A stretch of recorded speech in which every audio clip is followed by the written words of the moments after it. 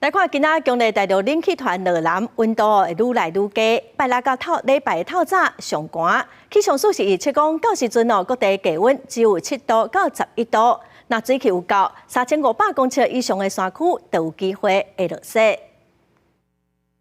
入冬头一波强烈大陆冷气团为拜五开始落南，各地天气会愈暗愈冷。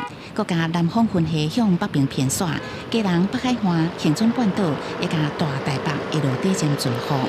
拜六开始水汽才会慢慢收淡，各地天气感受是真寒冷。最低温出现伫拜六甲礼拜透早，平地最低温敢若7度至11度，局部地区甚至更较低。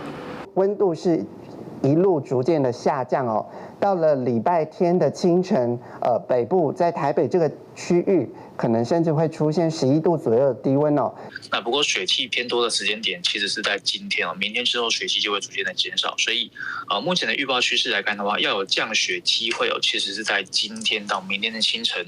天气分析师指出，这月期间，全台湾也是持续受到这波强烈冷气团的影响，或是冷却的影响，日夜低温感受会更加明显。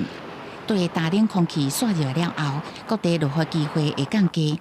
前气象局长陈明典一直明确答文事件。南海南部气压偏低，台湾都要注意防寒害，尤其中南部的温度变化幅度较大，对健康的威胁可能比北部明显。记者综合报道。